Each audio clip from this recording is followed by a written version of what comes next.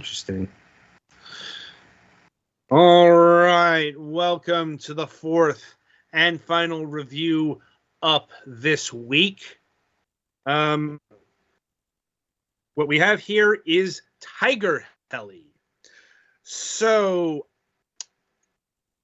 how do I put this? It's a bit of an unassuming game, isn't it? Well, that belies a shockingly deep history that I'm going to have to cover now. So, pack your bags. We're going on a bit of a time trip here. Because Tiger Heli was the first, not the first game, but the first real notable release from a little developer called Toaplan. And if you don't know the Toaplan name, you probably just know them from the meme. You know, they're the ones who made Zero Wing, All Your Base, blah, blah, blah, blah. We're not talking about that game. But this is the shmup that they put out in 1985, and it's basically the thing that put them on the map. In For terms 85, of... this doesn't look too damn bad, you know? No, it doesn't. Also, I'll give them props for going with a different theme, as opposed to, say, like Alpha Warriors and other shmups of the day. It's not a spaceship shooter. Mm-hmm. You know, it's a military shooter. So it's not getting by doing the, I won't call it a shortcut, but, a disguising of the limitations of the time. Oh, hey, look, we're in space, so therefore we can just use a black background. Mm-hmm. No, Gotta seriously. save on that pixel count. Yeah, seriously. This is why so many early Golden Age video games are in space. This is more akin to, and I want to say contemporaneous to Commando. Obviously not so much in genre, because Commando is technically called a top-down run-and-gun. But you can see the comparisons, especially in terms of the military. As this is, for a lack of a better term, a modern military shooter. At least in terms of the 80s. Mm-hmm. On the other hand, it's generic enough where you couldn't place it to any particular war. It even avoids shit like jungles. And, right. That's especially important for the time because, 1985 is not too far away from the Vietnam War. Yeah. And Desert Storm's still quite a ways off. Yeah. I mean, this cityscape is so generic, it could be literally anywhere. Mm-hmm. So, Tiger Heli is also shockingly abstract. Anyway, getting back to the history lesson, the game really took off with its NES version. Which, given the tag team behind it, it's a damn miracle it came out as good as it did. Okay, I'll grant you, Acclaim was only the Western publisher for the NES version, but I do have to note that Acclaim's name is attached to a version of this. And in spite of what our guest said on Wednesday, no, Acclaim was generally known for putting out shit titles. Yeah. It's and also fuck those Simpsons games. Anyway, The real problem was the converter. This was converted by Micronics, who are generally considered to be one of the worst software houses to work on the NES. Like, they're right up there with, I know this is weird to say, Atlas or Beam Software, or even Rare some of the time. Asterisk at that point in time. Or Tosei. Here's the thing about a lot of work for hire houses. It depended on what work they were hired to do. Because Atlas actually did a lot of that back in the NES NES days. Their names weren't attached to it, but they're the ones who either developed it or helped in the development. They'd often subcontract to other houses as well. Look, the NES was a different time. It was a weird-ass time. But I bring up the NES version because that particular version of the game is not included in this package. It's just the arcade mode. Or it's just the arcade. Which is, on the surface, that's fine-ish. But, it goes back to what we were talking about in the first review this week. That tiering of retro release houses. Because, like Digital Eclipse, they would go and try to release, as whatever versions they could get their hands on, for example. Now, I will completely grant that, getting the NES version of, say, Tiger Heli would have been too much work. To say nothing of the Western translation, because, we are talking, that's the thing that happens with a lot of retro releases, who owns what? Who would own... I suspect the Japanese version would be easier to get, if only because Pony Canyon still exists. But that's not the point. The point is, if you want to relive the nostalgia of the NES version, which I'm going to say is probably going to be more prevalent over here than in the, I don't have any accurate figures exactly, but other than I do know Tiger Heli sold 1 million copies, at least according to Wikipedia. And Tiger Heli was successful enough to launch not only launch the career of Toaplan, but get it 2 sequels, Twin Cobra and Twin Cobra 2. So, this is a pretty historically important shmup. In fact, I'd say it's the most historically important shmup in the Toaplan Arcade Shoot 'em Ups 3, of which this is one of the packaged games in. Alongside Fixelite, Batsugan, and Vimana, which are all much more obscure, but also a lot later.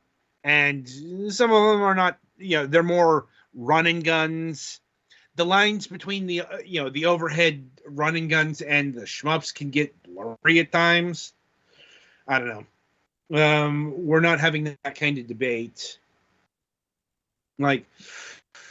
Anyway. So that makes this the oldest game in that particular package, and we're not covering the other ones here tonight, so we have to cover Tiger Heli on its own merits. And there's usually 2 levels to this. There are 2 criterions we use in order to determine the worthwhileness of a retro release. First, that's the original game itself. And here, Uh, it's mostly fine. Like, I think the biggest issue that players might have is the vintage of shmup on display here. It's a shmup from 1985. It's no less difficult than the later Toll-Plan shmups, or less bullet helly. If you've been paying attention to the footage, you might be noticing that the game gets very bullet helly pretty quickly, in fact. It's just not the constant, rain of bullets that you get from the mid-90s onwards. I've heard some say that war is bullet hell. I'm like, it can be, sure. I can't exactly discount that, because, war has a lot of bullets. But I still hate you for that. I think the main issues Tiger Heli might run into, other than, say, its aesthetics, not so much the military thing, but it's not a spaceship shooter, and, there are people who just, they want their spaceships or, spaceship-esque things. And that's not this. But, it's also, it being from 1985, it's going to be on the slow side, and it's going to be on the simple side. I will grant this is the same calendar year that Gradius came out, and the likes of Twinbee and R-Type are just around the corner. But, this game is contemporaneous with, Gradius. So, it's operating on a earlier wavelength than a lot of shmups that you might play, even the retro ones. So, it's going to play a lot slower than I think a lot of shmup junkies might be used to. At least on the base settings. And it's also, it's not, say, Xevious simple or Scramble simple. It is advancing the genre in its own particular way, and that is the titular Tiger Helis. You might think that relates to the, to the central helicopter. It does not. That's the power-up system. Outside of the, at this point, requisite smart bombs. The big, unique feature that Tiger Heli is bringing to the table are basically the overhead, the vertical shooter equivalent to the options, though more fragile, I'd say. Because the Tiger Helis, or I guess technically the mini helis, they are, small helicopters that appear on your sides. And they operate a lot like the options in Gradius do, with some key differences, and these are important. One, since they're on the sides instead of back behind you, they don't follow you like options do. They're right behind you, and they're more like Galaga or something like that. Their shots fire along your shots.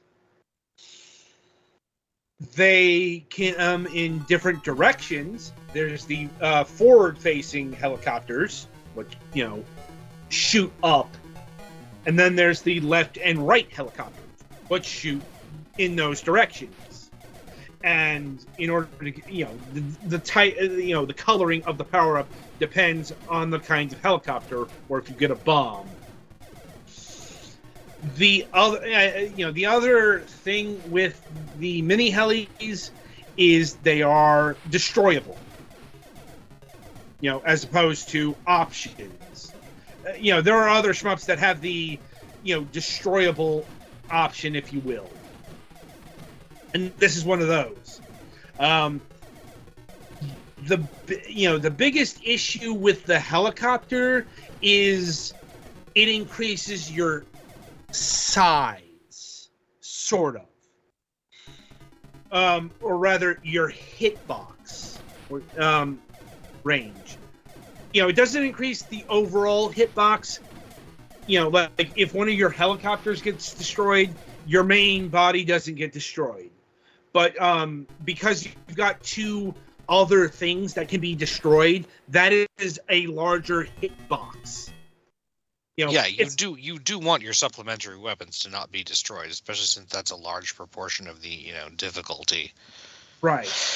Or rather, it's one of the big things that makes it easier is having extra things to shoot in the direction that you want to shoot. Yeah. Like I said, it may be a bit hard to describe, but when you see it in action, you will get it pretty quickly. Like, mainly through the destruction of your helicopters. So that's the... and the game also plays very much in the style of 1942. Yes, if I'm remembering correctly, that came out in 1984. So this would be a year out in the sense of the goal. So instead of fighting bosses, you land on like carriers or helipads, if you will. Like there weren't really bosses from what I encountered.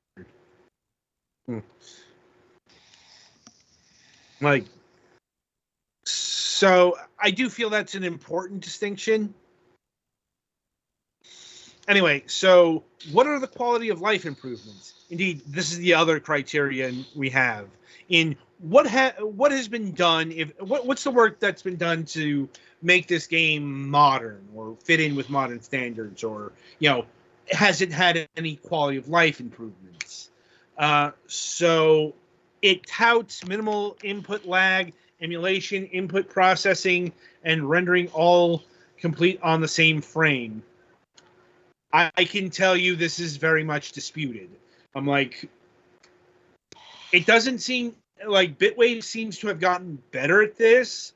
Like, I know they ran into a huge shitstorm with the first collection, specifically like Outzone, being not up to snuff emulation-wise. To the point where, and there were some other games where they had to do some patching. In fact, it came up with our interview with Bitwave from last year.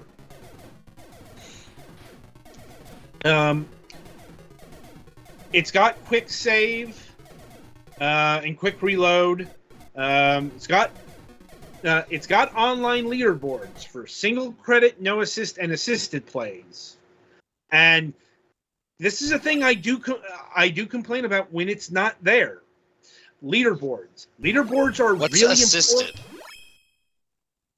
important. I'll get to that. That's probably the rewind feature. Okay. Yeah.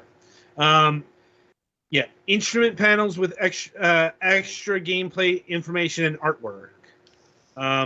It captures shareable replays. Oh, here we go. Assist features such as auto fire for multiple rates, which honestly, I wouldn't call that an assist feature. I'd call that, lessening the wear and tear in your thumbs. Oh yeah. Because I understand why games did not always used to have that, but they should. Well, I mean, once again, that's a sign of the age that this thing came in. Auto shooting or holding the button down wasn't exactly guaranteed in 1985.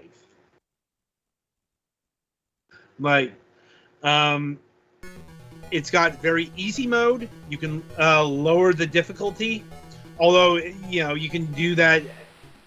I'd say the rewind feature kind of makes that superfluous. Pixel perfect or full screen scaling in windowed or full screen mode.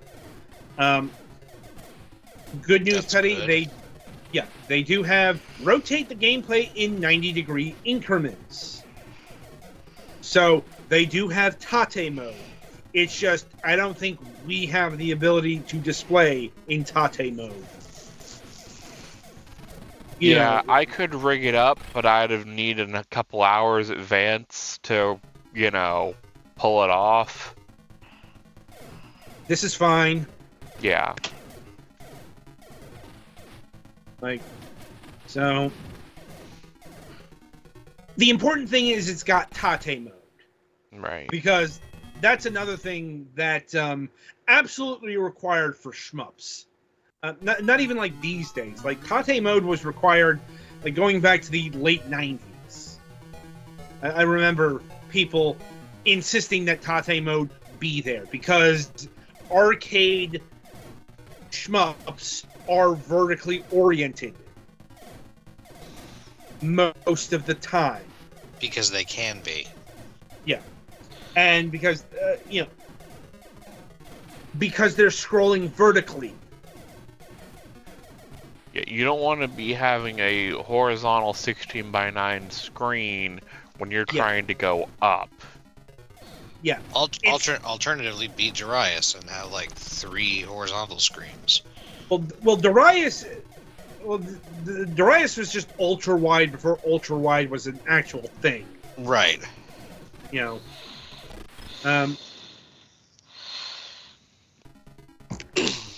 Let's see. Steam achievements. Modern controller compatibility.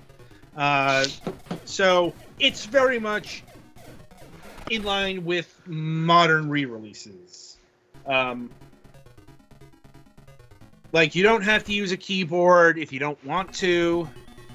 And and it sounds like,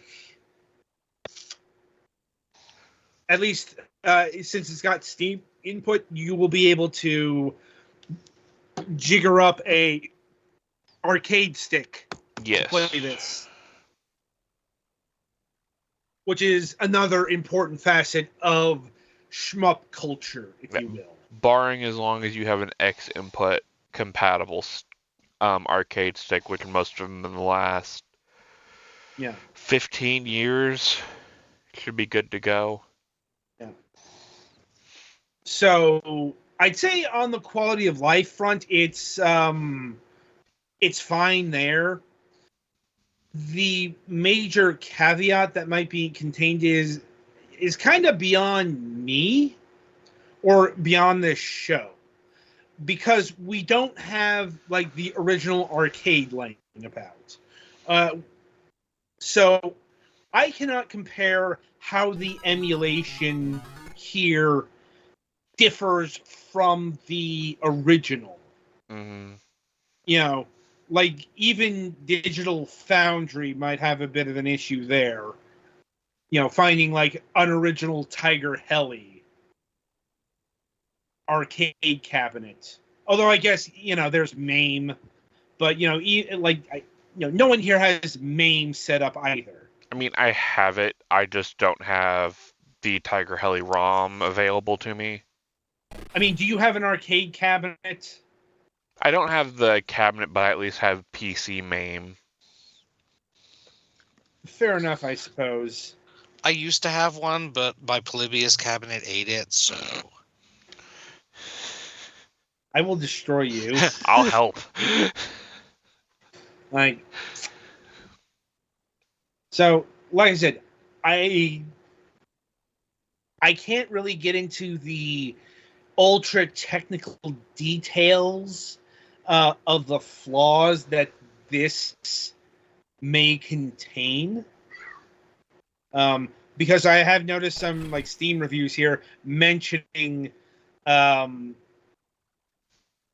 that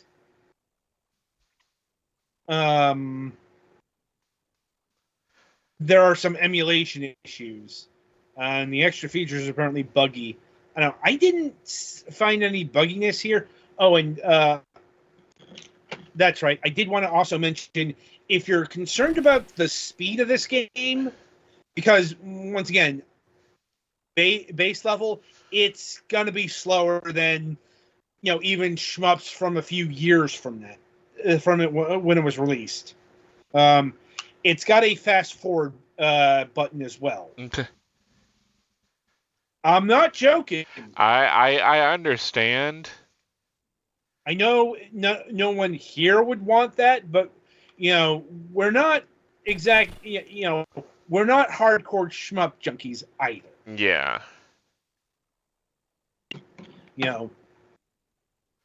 And in fairness, this game could probably did get patched since release. We're about a month and so since the initial release, which is definitely a reason why I wanted to wait on reviewing this. Because I remember that happening with the previous iterations of these. So, like I said, it's fine enough, I'd say, on a quality of life, and in terms of picking up on its own. Well, let's get into the pricing. So, on its own, this game costs $7.99, which seems to be pretty standard pricing for games of this vintage, or even that's the same that's price. what, 28 credits? Might be. No, wait, 32. I forgot. Yeah.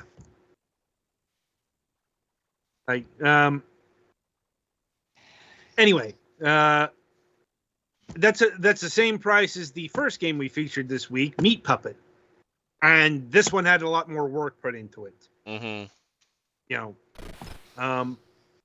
So that being said, you're probably better off buying this in the Toa Plan Arcade Shoot 'em Ups 3 bundle, which has 3 other games and clocks in at a price about $20.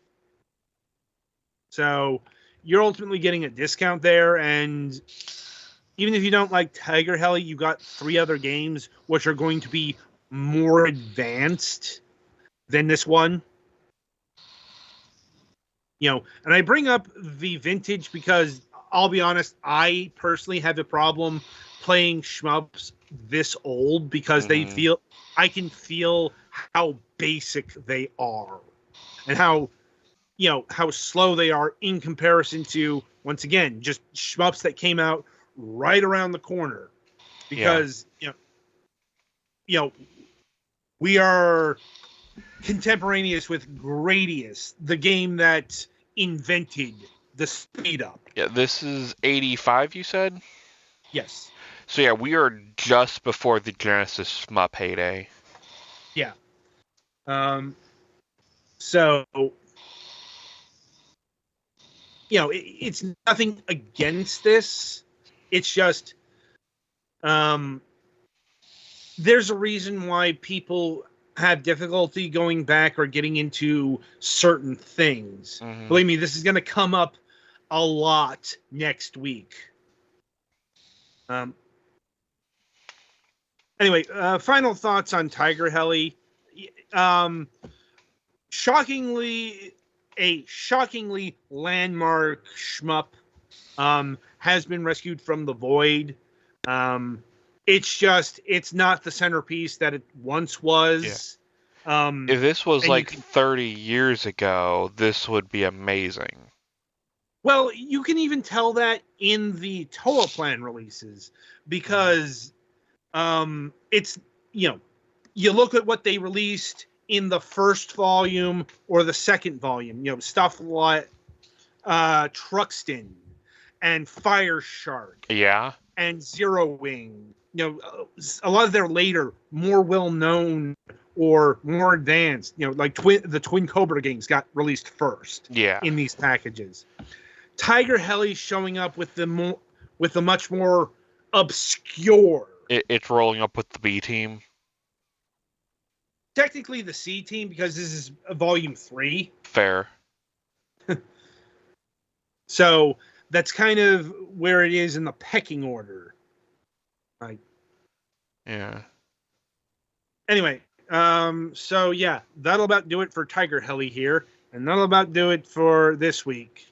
In terms of the Fragments of Silicon reviews. So, coming up on the week ahead, let's see, on Wednesday, March 13th, we're going to be doing something a little different, mainly because the guest bounced out and I needed something to replace quickly. Oh, dear. So,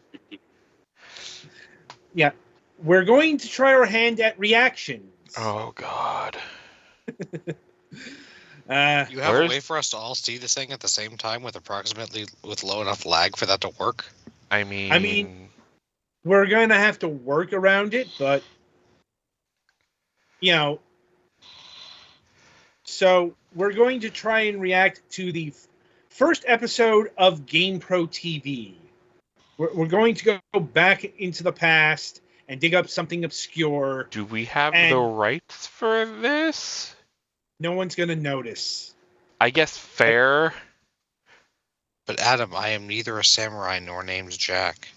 Unless you guys have a better idea in the next 3 days. Like I said, I guess this is one of the really old game news and reviews shows. Yes, it's also very, very 90s. I guess that could be maybe moderately fun as long as you're not worried about rights issues. Yeah. I'm not. I've seen other people do GamePro TV, and it's like, the people who put out GamePro TV are long dead. Fair. And for fuck's sakes, this got put on. It's on archive.org, or if you want, you can do. The same issue would be on any of these shows. Fair. It's I'm not gonna really worry about the rights holder of GamePro TV coming after us. Yeah. That's why I picked this. Valid. Because I don't know if you've noticed, but GamePro has been dead for a long, long time. I didn't even notice it was alive. I mean, it was alive. It was a fairly popular gaming magazine in the 90s. Yeah, I was also born in 92, so a lot of the, early to mid 90s I don't remember. I'm like, it's going to be an experience. Yeah. Though you're probably going to remember some of the games. I might have played a few 90s games, looking over at the Genesis on my desk. Yeah. I'm like, anyway, we'll see how this hashes out. Like I said, it's a stopgap. It's also, dealing with the family. Yeah. Worst case, the episode gets lost to the void. Yeah. We do have a new episode of MSP scheduled as well. And it looks like Mac is, he's stable enough to start streaming again. Yeah. So I'm less worried about him not showing up. Though I suppose that might depend on if he's still doing repairs. Yeah. Less worried about him showing up because of, not having a domicile, and more less worried about him not showing up because he has fallen asleep again. This is what might happened. Be trying to start Langrisser again, so I'll let you know if that happens. Yeah. No Friday show this week. That got delayed into early April. Hooray! And I was fine with it, because my brother's family's spring break is this week. Yeah. So don't have to work around that. Anyway, so that is the week ahead.